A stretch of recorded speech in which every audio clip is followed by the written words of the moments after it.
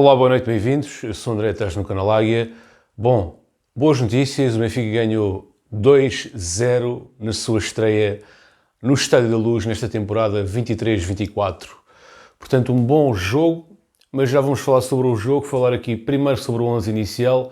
Tivemos aqui algumas novidades, umas forçadas e outras por ocasião. Forçada, Musa levou cartão vermelho no jogo contra o Boa Vista, estava suspenso. Depois tivemos aqui a surpreendente aposta em Freddy Auschens como defesa esquerda. Para mim não foi surpreendente, como vocês podem constatar no vídeo que eu fiz há 3 dias atrás. Eu disse que o Auschens poderia ser ponderado para a posição de defesa esquerda, e que de facto foi, e de facto entrou de início. E o Samuel Soares, que foi uma questão de contexto. Portanto, segundo a comunicação social, o Vlaco Dimos, quando soube do 11 inicial, nomeadamente no dia de hoje, e constatou que não fazia parte do 11 inicial, em detrimento de Samuel Soares, que entrou em litígio com o Roger Smith precisamente nesse momento. A minha especulação, e é apenas uma especulação, não tenho qualquer base, nem qualquer fonte, é apenas a sensação que eu tenho, é que isto pode ter começado logo após a derrota com o Boa Vista. Ou seja, no primeiro treino, normalmente, há sempre uma análise ao jogo anterior. E nessa análise ao jogo anterior é apontado o que é que é suposto acontecer, o que é que era suposto ter acontecido no jogo para as coisas correrem bem. Eventualmente poderá ter existido ali um apontar de erro ao Vlaco Dimos e pode ter logo começado ali com o jogador ao não aceitar essa crítica, a causar-se ali um ambiente que veio a disputar esta situação. Mas esta parte, como eu digo, é apenas especulação. Aquilo que vem na comunicação social é que o jogador entrou em litígio com o treinador quando tomou conhecimento que não era o titular. Qual é a solução para aqui? Eu não sou a favor de sentenças de morte, portanto, para mim, um jogador que comete um erro não deve ser considerado morto, digamos assim, entre aspas. Cometeu um erro, deve ser castigado, é possível recuperar o jogador. Isso é uma questão que tem que ser ponderada pela direção e pelo próprio jogador, se o jogador tem o tomar de consciência que cometeu um erro ou não, e consoante isso tudo chega-se a uma conclusão. Portanto, objetivamente, o jogador tem que ser castigado porque desrespeitou o treinador e a autoridade do treinador, deve-se retratar, deve-se cumprir castigo e deve ser reintegrado. Esta é a minha posição. Portanto, eu não sou a favor de sentenças de morte. Toda a gente tem direito a cometer um erro. É o primeiro erro, aparente erro, porque isto é tudo supostamente, não é? Aquilo que a comunicação social nos diz. Aparentemente o jogador cometeu um erro. Eu ainda não vi as declarações de Roger Smith, estou a fazer o vídeo imediatamente após o jogo. E aparentemente, com as informações que eu tenho neste momento, se o jogador cometeu esse erro, tem que se desculpar, tem que cumprir uma penitência, digamos assim, e voltar à vida normal. Mas o que provavelmente vai acontecer é que o jogador provavelmente será vendido, mas vamos aguardar. Portanto, em relação ao 11, Samuel Soares, Freddy Auschens, já justifiquei o porquê do Freddy Auschens ser o titular, eu próprio já tinha dito isso há 3 dias atrás. António Silva, Nicolas Otamendi, Alexandre Baixo, já estava a dizer Chiquinho, mas não, Chiquinho entrou na segunda parte. João Neves, Coxo, João Mário, Rafa Silva, Angel Di Maria e a estreia de Artur Cabral. Bom, o que é que eu tenho a dizer sobre este 11 inicial? A surpresa foi o Samuel Soares por uma questão de ocasião, mas percebo perfeitamente a opção por Samuel Soares em vez de Turbin, precisamente por causa do histórico que o Benfica tem de guarda-redes, porque já tivemos o caso Sevilar, Sevilar e Rui Vitória, lembram-se, a aposta de Rui Vitória precipitadamente em Sevilar acabou por não resultar, e portanto, e sendo um guarda-redes estrangeiro que não comunica, não fala corretamente o português, seria complicado articular-se com a defesa. Portanto, acho normal a aposta em Samuel Soares, mas creio que o Turbin será titular a breve trecho. É uma questão de tempo. Se bem que o Samuel Soares cumpriu bem a sua missão, não foi testado ao limite, mas as intervenções que teve no jogo foram intervenções corretas e de nível. Em relação ao Freddy Auschens, de facto não rendeu. Também foi o seu primeiro jogo como lateral esquerdo. O Bá também não rendeu, portanto foi mais aqui uma questão dos extremos não darem a largura necessária do que propriamente uma quebra individual de Frederick. Ambos os extremos, ambos os laterais, desculpem, não jogaram com qualidade, e isso deve-se, no meu ver, a uma questão de organização da equipa. Quanto ao meio-campo, estava a carburar, tanto o meio-campo ofensivo como o meio-campo normal, e o ponto de lança, Artur Cabral, por vezes também aparecia em zonas de finalização, mas ainda não tinha as rotinas necessárias com o meio-campo para conseguir perceber onde é que a bola ia cair.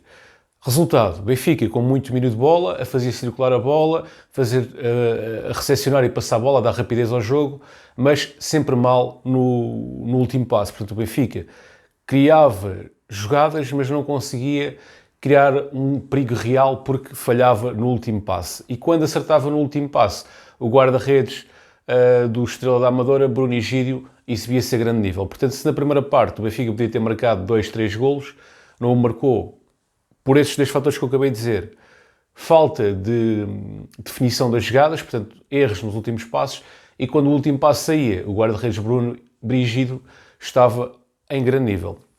Na segunda parte, houve aqui uma alteração no meio campo, saiu o João Neves, entrou o Florentino, que deu mais consistência defensiva à equipa e permitiu libertar os jogadores do meio campo ofensivo. Depois também entrou o David Neres, que revolucionou a equipa. David Neres criou as jogadas, tanto criou que conseguiu fazer uma assistência para Kasper Tjekstad, que tinha entrado há pouco tempo também. Portanto, uma boa jogada de David Neres permitiu a Kasper Tjekstad fazer um golo à ponta de lança num remate de primeira. Acho engraçado também porque quando o Gonçalo Ramos foi vendido, eu disse: atenção que o Kasper Tjekstad, apesar de não ter demonstrado ainda nada do Benfica, não é não é assim um jogador tão mau como as pessoas dizem, porque nós, se olharmos para o histórico do jogador, ele tem 15 golos e 6 assistências em meia época pelo Rosenborg. Ou seja, teve contribuição direta para 21 golos no Rosenborg em apenas 14 jogos. Portanto, isto não são números, não é um número qualquer para um jovem com apenas 22 ou 23 anos. E também já tinha demonstrado alguns pormenores na pré-época, se bem que não tinha finalizado ainda as jogadas, mostrava alguns pormenores. E de facto, o pessoal começou a brincar: e agora estás a dizer que o Tjekstad é um craque. Não estou a dizer que o Tjekstad é um craque, estou a dizer que não é um jogador tão mau como aparenta, porque ele tem bons números, tem bons registros, e se calhar temos que olhar com mais atenção para o Tjekstad. E de facto, hoje o Tjekstad entrou, e a primeira vez que toca na bola, marca um golo. Um golo que acaba por ser decisivo e acaba por nos garantir a vitória, ou abrir caminho para a vitória. Em relação ao Neres, fez 2 assistências. A primeira assistência para o Kasper Tjekstad, a segunda para o Rafa, e faz uma exibição genial. E eu só me pergunto como é que o Neres não é titular.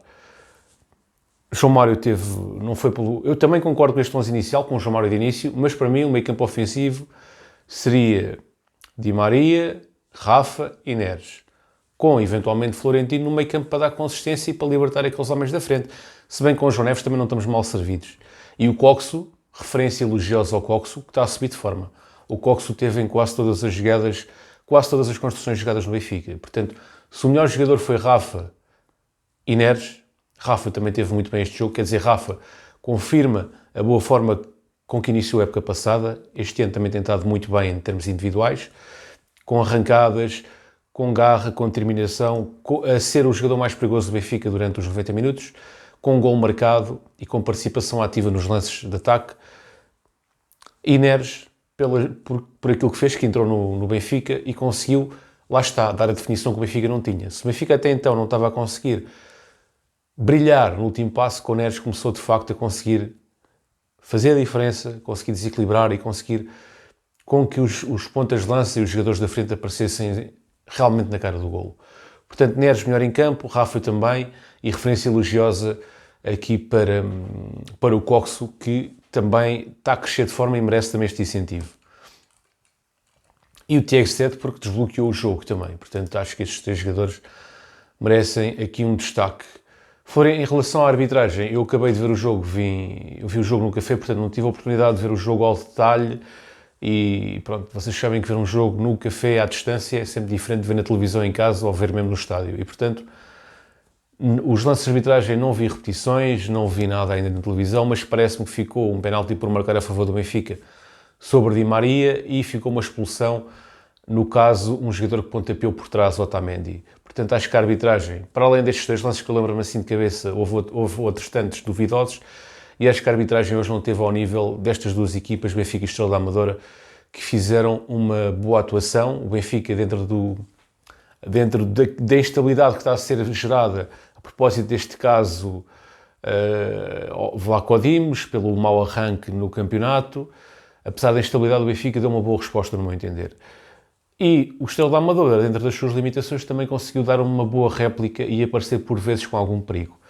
De referir que o que eu acho que o Benfica poderia ter melhorado é, uma vez que o Estrela estava a defender com novos jogadores, e se contarmos com o guarda-redes 10, seria importante que Fredic, Oshnes e Bá subissem mais e dessem mais largura à equipa, e que o Benfica, em vez de aparecer com apenas 3 ou 4 jogadores na frente, aparecesse com o 5, que neste caso era o Fredic, Oshnes e o Alexander Bá a dar largura.